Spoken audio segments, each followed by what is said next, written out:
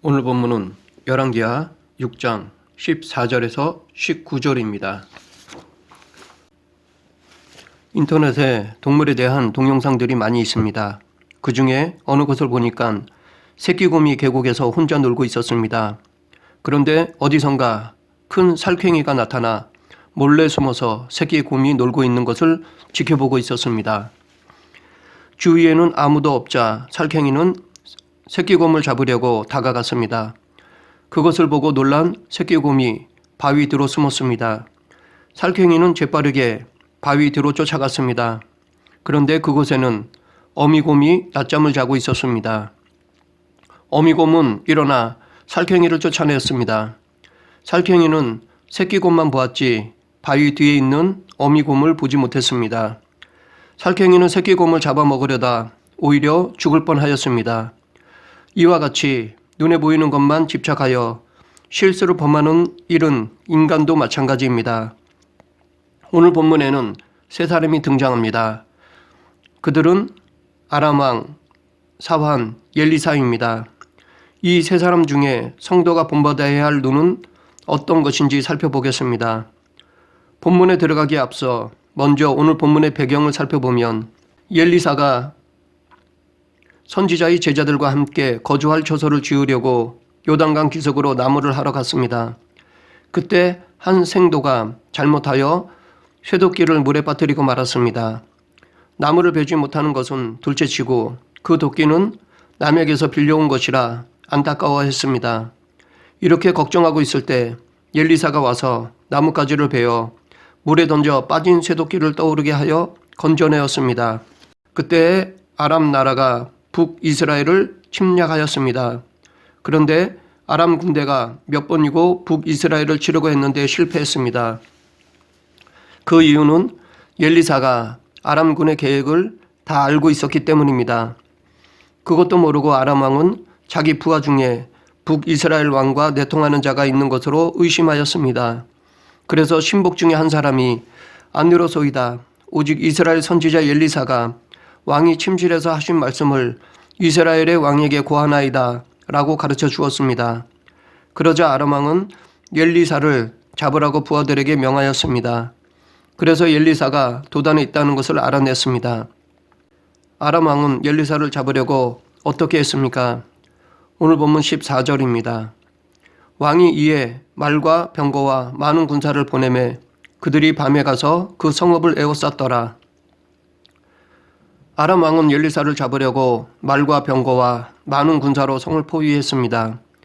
한 사람을 잡기 위해 이렇게 많은 군사와 무기를 동원한 것을 보아서는 아람 왕이 엘리사를 두려워했음을 짐작할 수 있습니다. 어찌 보면 아람 왕이 하나님의 사람 엘리사를 두려워하는 것은 현명한 태도라고 할 수 있습니다. 그러나 하나님의 사람만 두려워한 것에 대해서는 큰 실수입니다. 왜냐하면 하나님께서 아람 군대가 세운 전략, 전술을 엘리사에게 알려주셨기 때문입니다. 즉 능력의 주체가 하나님이시기 때문입니다. 이 사건은 엘리사의 능력이 아니라 하나님의 역사였습니다. 사실 엘리사는 하나님의 도구일 뿐이었습니다. 아람 왕은 정작 두려워해야 할 하나님을 두려워하지 않았습니다. 그래서 그는 엘리사만 죽이면 모든 것이 해결되는 것으로 착각했습니다. 엘리사 뒤에 계시는 하나님을 바라보지 못했습니다. 능력의 주체를 깨닫지 못했습니다. 아람 왕은 이번 일을 통해 하나님의 능력을 깨달았어야 했습니다. 부하들의 말을 듣고 엘리사 뒤에 계시는 하나님만이 참 신이심을 깨달아야 했습니다. 그러나 아람 왕은 믿음의 눈으로 이 사건을 바라보지 못하였습니다. 눈에 보이는 엘리사만 보았지 그 뒤에 계시는 하나님을 보지 못했습니다. 그 결과 자기의 군사와 전쟁 무기로 전능하신 하나님을 대적하고 말았습니다.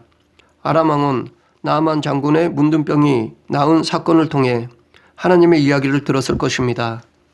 엘리사가 믿는 하나님이 전능하신 분이심을 들었을 것입니다.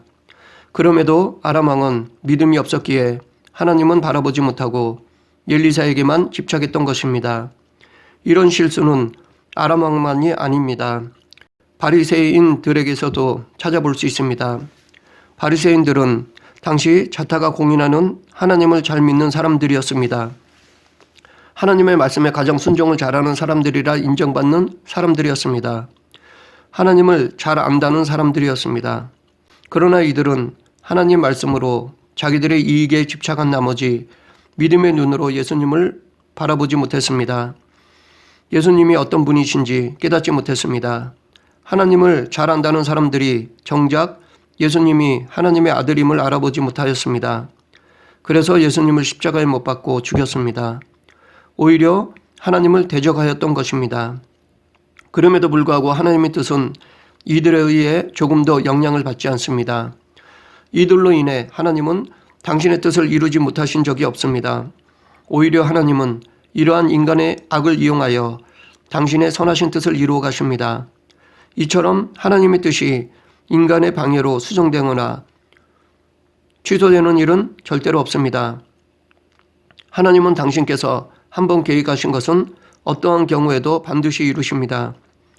유대 종교 지도자들과 예수님을 믿지 않던 사람들이 스데반의 설교를 듣고 마음의 찔림을 받았습니다. 그래서 더 이상 예수 그리스도를 증거하지 못하도록 스데반을 돌로 쳐 죽였습니다. 그리고 스데반 사건 이후에 교회에 대한 핍박이 본격적으로 시작되었습니다. 이들의 생각으로는 스데반을 죽이고 예수님을 믿는 자들을 잡아 옥에 가두면 더 이상 복음이 전파되지 않을 것으로 알았습니다. 그러나 이들의 행위는 오히려 이방까지 복음이 전파되는 계기가 되었습니다. 복음을 맡기는커녕 땅끝까지 이르러 내 증인이 되리라는 예수님의 마지막 지상명령의 출발점이 되었습니다. 이처럼 하나님의 계획은 인간의 어떠한 방해에도 영향을 받지 않습니다. 오히려 악을 당신의 뜻을 이루는 도구로 역이용하십니다.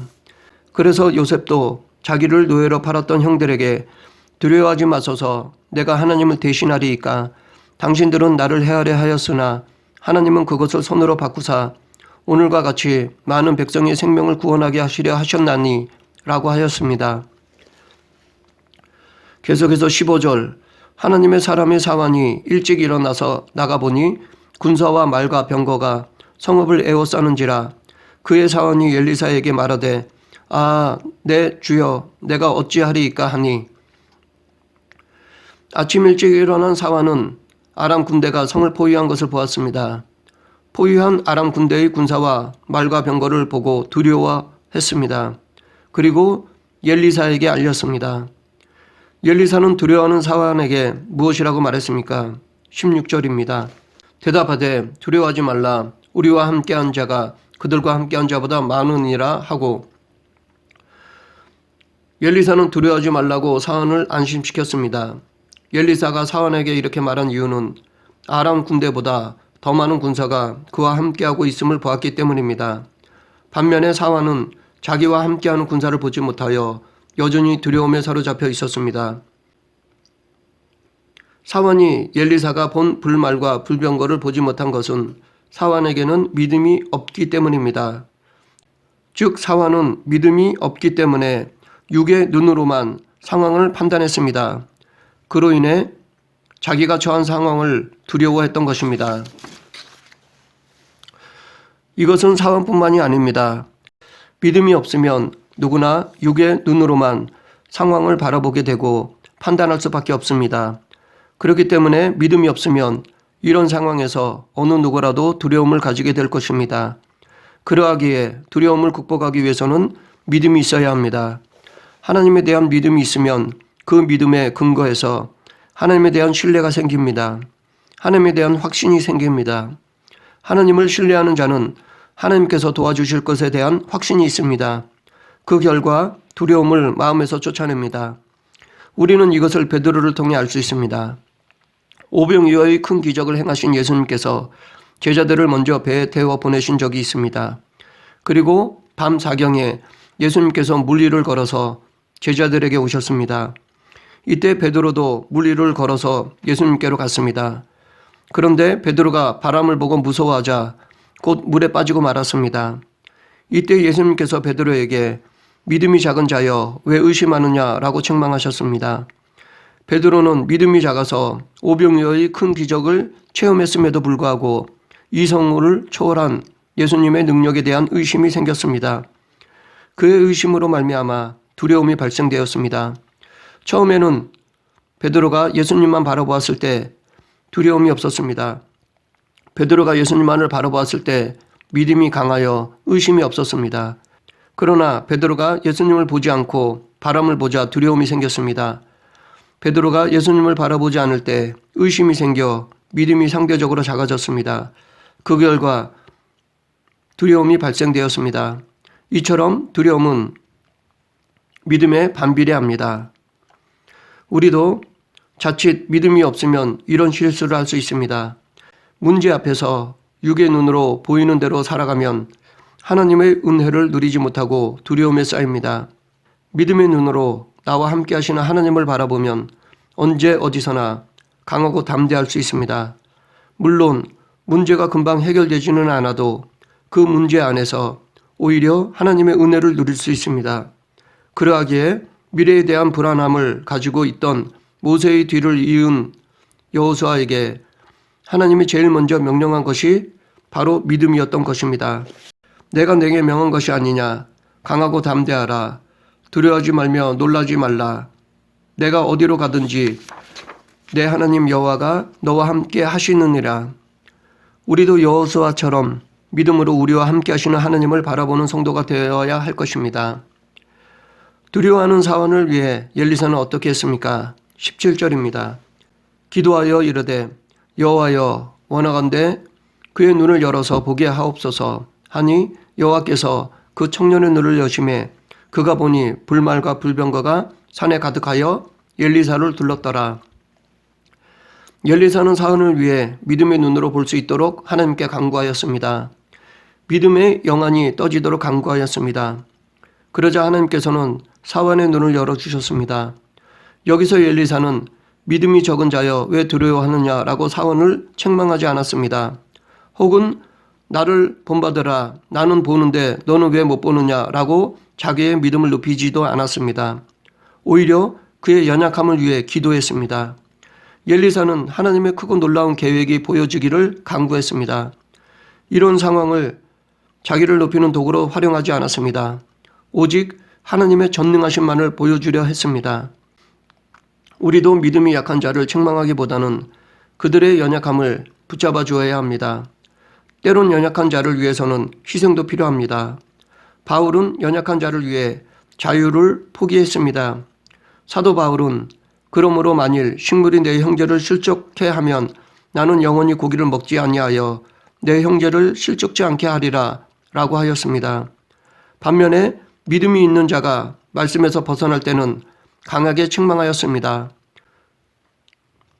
사도 바울은 베드로가 이방인들과 함께 식사를 하다가 유대 그리스도인이 온다는 말을 듣고 그 자리를 피한 사건에 대해서는 엄하게 책망했습니다.